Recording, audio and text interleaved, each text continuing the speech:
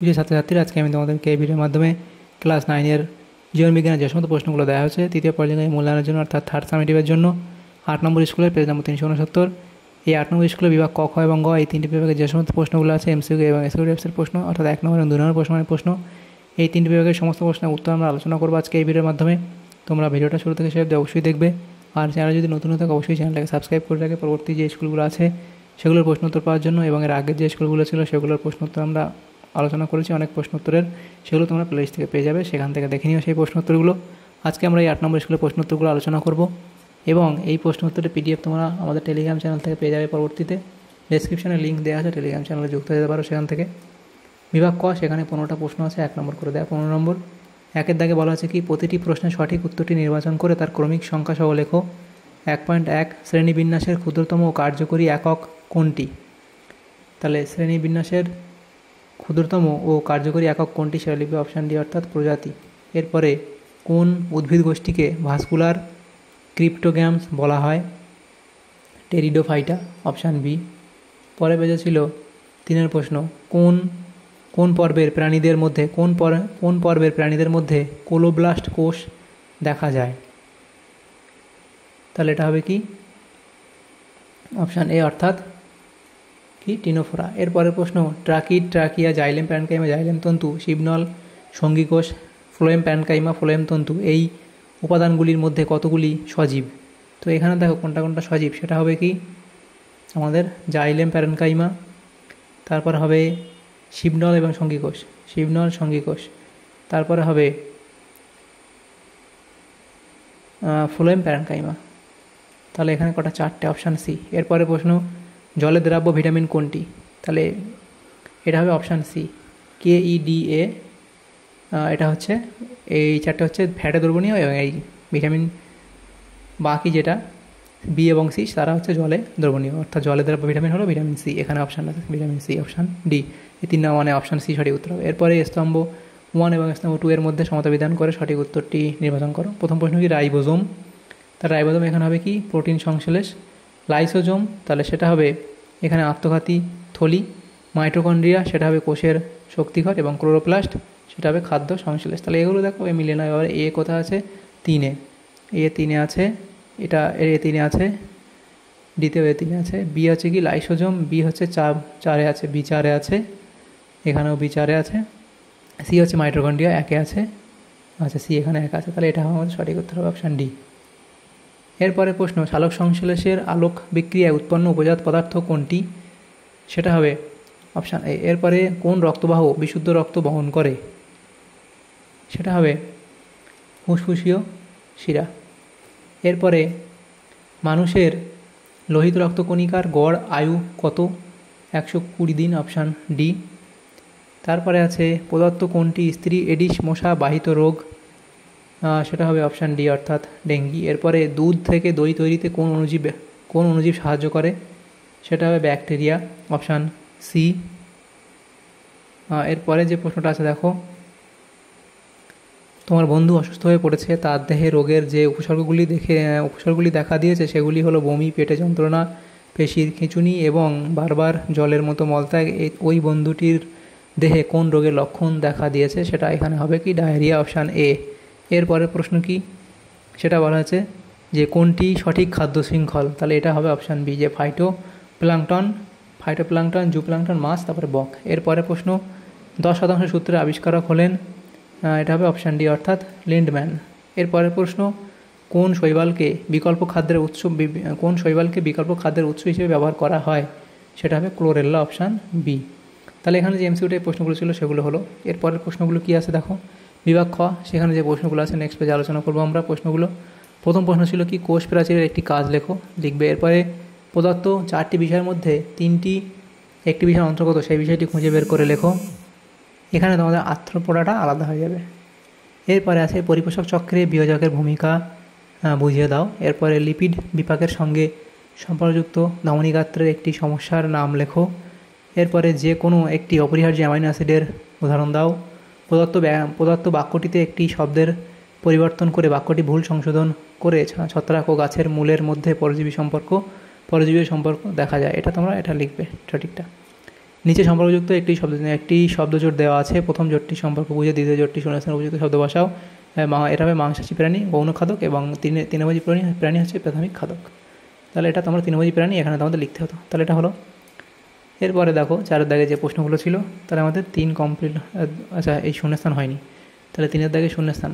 3 দাগে শূন্যস্থানে প্রথম প্রশ্ন কি, কোষ বিভাজনের সময় সেন্ট্রিওল ড্যাশ গঠনের কাজ করে, তাহলে লিখবে বেমতন্তু গঠনের কাজ করে, বেমতন্তু গঠনের কাজ করে। এরপরে দ্বিপদ নামকরণের প্রবক্তা হলেন ক্যারোলাস লিনিয়াস,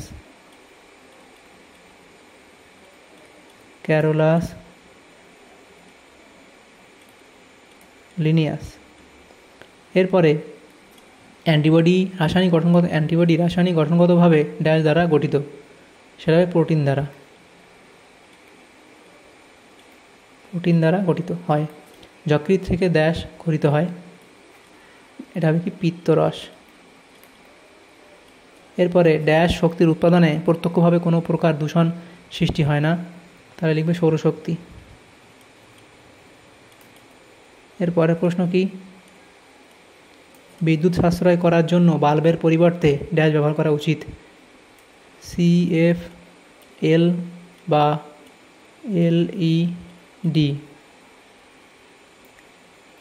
এটা লিখবে ঠিক করে, এটা ডি হবে।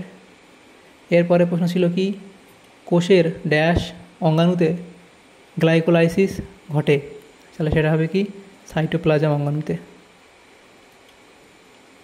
সাইটোপ্লাজম অঙ্গাণুতে গ্লাইকোলাইসিস ঘটে।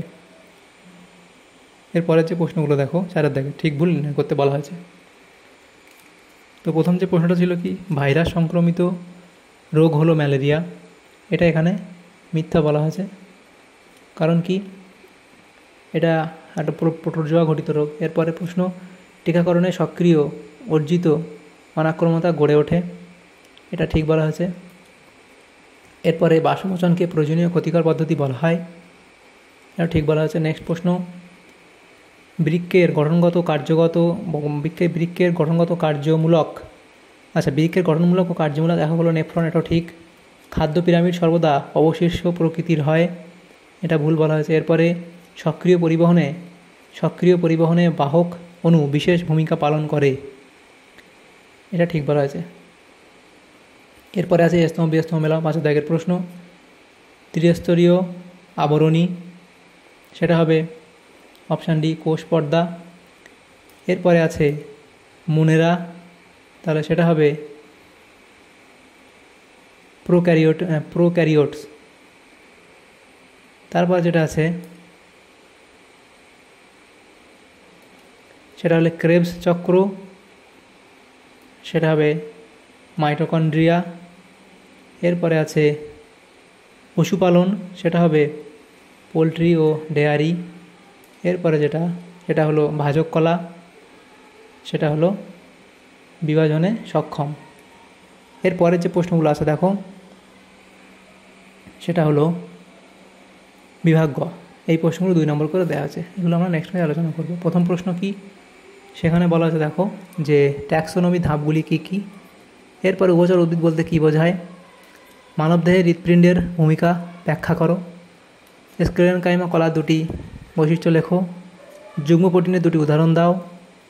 এরপরে দেখো যেটা ছিল পদার্থ সমীকরণটিতে শূন্যস্থান 2টি পূরণ করো, তাহলে এখানে এই শূন্যস্থানটা ছিল, এগুলো লিখবে। এরপরে প্রশ্ন দেখো, উদ্ভিদ দেহকে সুস্থ রাখতে বাষ্পমোচনের 2টি ভূমিকা লেখো, তাহলে বাষ্পমোচনের 2টি ভূমিকা লিখবে। আচ্ছা, এখানে তোমরা এই এটা করবে। এরপরের প্রশ্ন কি, 8 দাগে রক্তদঞ্চনে সাহায্যকারী রক্তকণিকা ও আয়নের একটি করে উদাহরণ দাও, এই 2টো লিখবে। পরের প্রশ্ন কি, 2 প্রকার কোষের নাম লেখো যারা কোষভিত্তিক অনাক্রমতায় সাহায্য করে, এই 2টো লিখবে।